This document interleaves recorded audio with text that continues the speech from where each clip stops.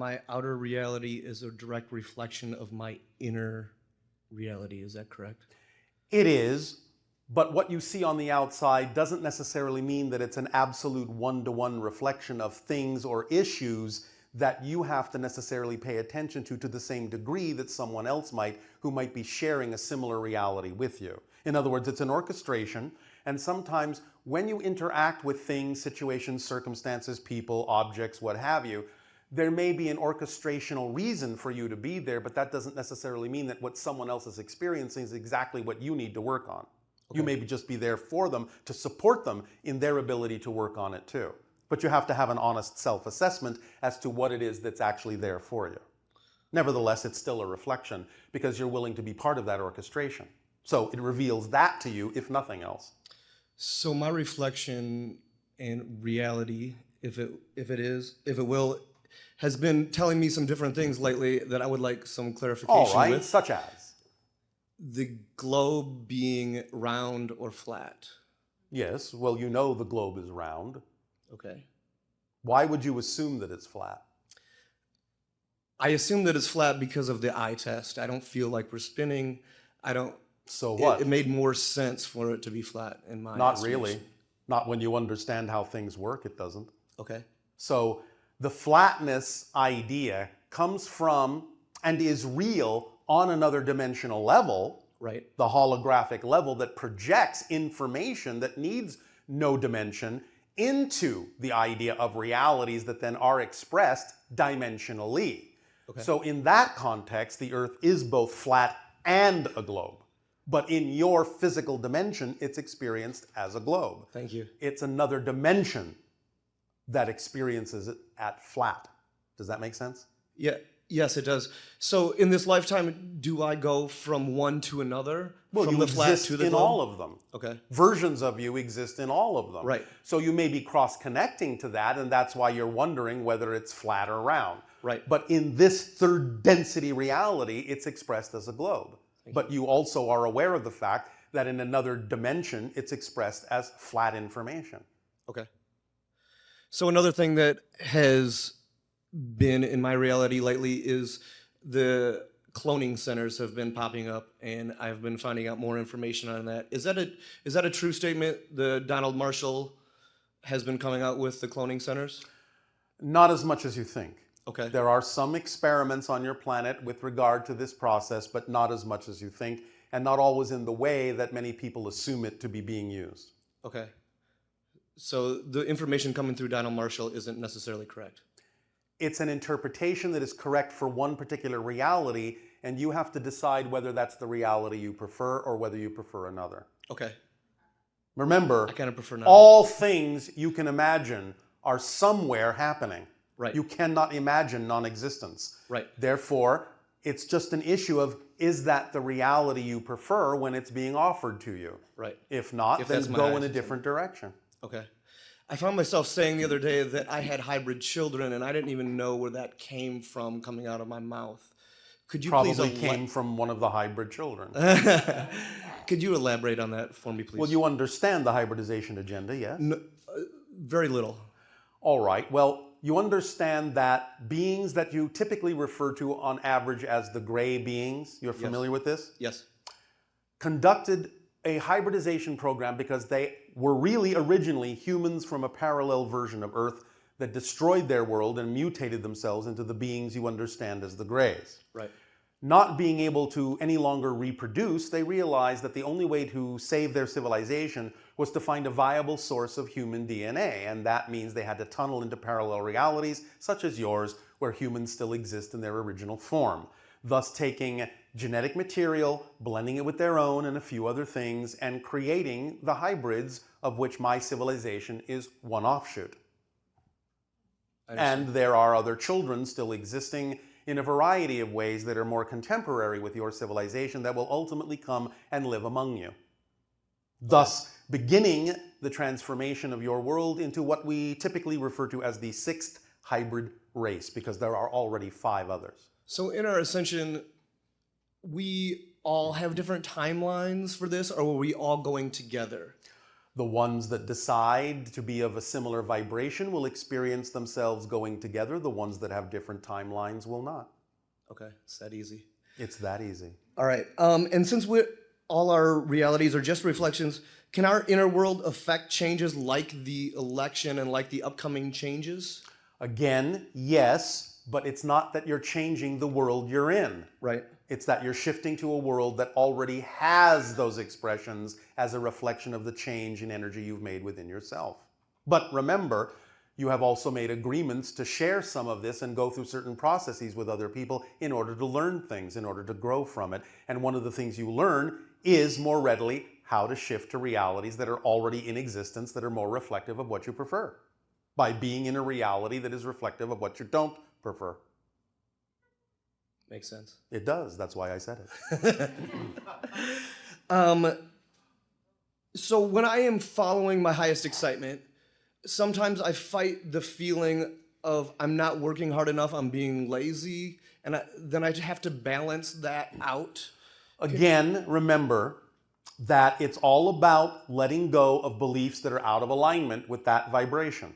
Right. But one of the things excitement does is bring those things up to your attention that you may be holding on to that you didn't know about.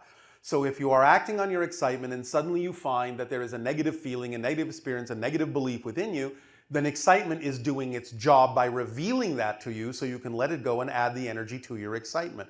So in other words, whenever your excitement brings up something within you that you don't prefer, get excited about the fact that it did that.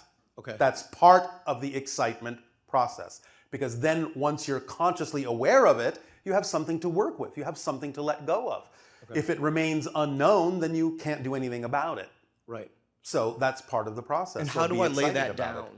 Lay it down? Yes. How do I lay that down, that feeling, that when negative you allow feeling yourself to actually consciously identify the belief that's out of alignment with you, yes, the moment you truly access it and truly consciously identify it, it will automatically and immediately appear nonsensical and illogical. And as soon as it does, it's gone. Okay. That's the end of the process. Right. Because if you really actually see it as nonsensical and illogical, there is no reason to hold on to it. If you are still holding on to it in your behavior, then there's another belief you haven't found that says you must. Find that one. Keep digging. Understand. Does that help? Yes, sir. Oh, sir. Oh, so formal. All right. I was led to get some numbers on my arm that I was told would help me to remember my own frequency. Can you please expound on that? What numbers are you talking about?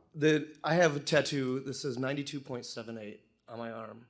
92.78. Yes, sir. And I have no idea where that came from. One moment.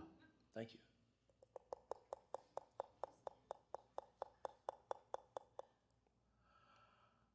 All right. You understand that your quote-unquote average normal temperature of your human body, 98.6, yes? Yes, sir. You don't have to keep calling me sir, but I appreciate yes, it. Bashar. When you are shifted, you remember when we talked about the idea that there is a version of physical reality that's slightly out of phase with yours? Okay. And in which many encounters actually happen? Yes. Because they can't really happen in your reality because of the vibrational difference, but they can happen in that reality. That's your body temperature in that reality. Because that is the difference of the shift. I understand. So, does that help you? That does help. Why was I led to get that? Because it reminds you of how to tap into the idea of that reality. And thus, it makes the shift easier. Okay. You have, in other words, a target to shoot for. Right. A target temperature right. that tells you when you're in that state, when you're in that reality vibration. That's wonderful.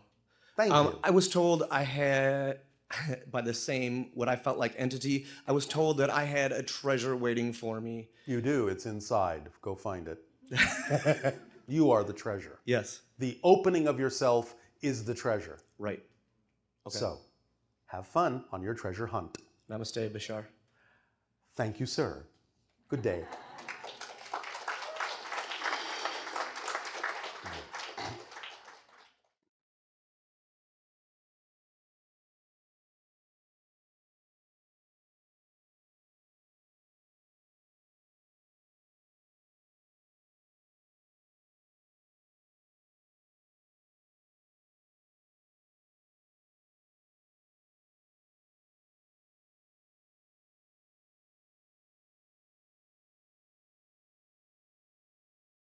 Good day, Bashar.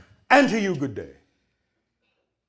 So my first two questions were about multiple personality disorder and our relationship to time. We had previously discussed, and I've had a lot of help from you in the experience that our multiple personality disorder is also expressed in our cultures. Yes. In the warring nations, borders, boundaries, agreements. That the entire collective consciousness, because of all the division within the individuals, your entire collective world has multiple personality disorder. And that is a macrocosmic expression of our own internal multiple personality disorder. Yes. Now, this multiple personality order, what comes to mind based on what you've shared previously and today is this Planck time constant that this external reality, this physical expression that's reflected happening 10 to the 43 times per second. Yes. It makes sense that when you say circumstances don't matter, only state of being matters. So that vibration of excitement, for us to put intellect in between, well, this is what I'm experiencing, so I need to understand this and intellectualize it. So but do you also pick up on the double entendre in that sentence? Yes, circumstances don't matter, create matter or physical structure in our reality. But state of being does. Yes, so along that line. Yes, or plane, or cube, or hypercube. So when you were talking about SIBO being a 12-sided dice. SIBO is 13, but it is played with a 12-sided die. Excellent. Dice is plural. Thank you. So the die would be an icosahedron, I assume. Yes. So I've, in our experiences, had many information and understandings about the icosahedron. I've seen it as being water. I've done techniques that utilize that to align my energy. Do you have additional information at this time that was previously unavailable? No. Okay. Except to play the game. I would look forward to it, absolutely. All right. We will look backwards to it. Now, when you shared that in the initial, you changed the video for the contact crystal, and one thing that was shared... I didn't change it. Well, you had some to do with it. But okay, so in this joint venture of changing the contact crystal video, as experienced, you shared that Essassani was created for your society, was prepared for you. Yes. Now that includes the 3 supercomputers that are now orbiting Essassani, Epsilon, Epiphany, Eclipse, that were created by us or humans? No. They were created by the Greys. So the Greys created the supercomputers that are focused or lensed through the moon. Yes. Now how... But it goes through the Essassani vibration. Can you expand on that, the Essassani vibration? Well, you know that the frequency connects to the idea of your moon being used as a lens to send that vibration to your world. Yes. But it's coming through the Essassani hybrid vibration, not the Grey vibration, because we are now the occupants of the planet. Okay. So it's coming through our collective field. So that agenda or that expression through Essassani would also be underneath the primary overseers or those Mantis beings, because that would be part of the overall hybridization agenda? No. Okay, so different thing. So the Mantis beings are only a part of the hybridization agenda as it pertains to humans, per se. As it pertains to the creation of the hybrids, but the idea is that phase is done. Therefore, there is no need anymore for the Mantises to do the same thing. So they have taken a different role. So no, I won't tell you what that is. Oh, right. Okay. It will come. Okay, wonderful news. A parallel simultaneous incarnation that I have with Essassani, and more specifically your consciousness, is something that's become more and more interested with the idea of first contact specialist, the contact crystal I drew, that exact sigil 5 years before I met you. You're a 12-year-old child on the southern continent of Essassani. Okay. That's your connection right now. Thank you. That's helpful. Oh boy. 12-year-old boy. A boy, yes. You had previously also discussed the idea of, for me to do research into Hecate, or a previous version or older version of Anu in the Gwythonic or Celtic tradition. Yes. Now, I've since researched that it's understood with 3 heads. So the positive, negative, neutral, that triad, the All right, very triumvirate, good. that information is definitely prevalent in that. Is there Keep digging. is there any other Keep clues? digging. Keep digging. Well, the previous question, the woman was talking about the ET Pharaoh energy. Yes. And that other hybridization agenda. Is there a connection there? Is there something else that's being unfolded in that understanding through that We are allowed to consciousness? say yes, Okay. but that's all we're allowed to say. Okay, that's useful. When we become the 6th generation of hybrid children, you've also discussed that happens at a time where the 6th genetic marker is activated within our DNA. Yes. So then the 7th genetic marker being activated When is that all the 6 hybrid races blend to form the 7th hybrid race. leads to, and is it the same timing of the 7th genetic marker being activated? In 1,000 years. Thank you. And then SIBO being around 13 and there being 13 genetic markers as well as 13 skulls. Yes. What is the timing and or what would unfold as the 13th genetic marker or the last of the genetic markers? That takes place on higher levels of dimensionality that you know nothing about right now. Okay, so that's a different dimension. So that's past our DNA It's past would be your physical reality. above 333 kilohertz. Yes. Interesting. Will Okay. that do? What is my frequency currently in this?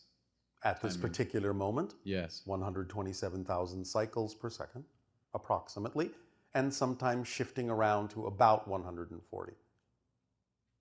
But it depends. What I'm putting out. Got it. Okay. Does that help you? Yeah, it's a lot. Okay. Thank you. Thank you. Love you.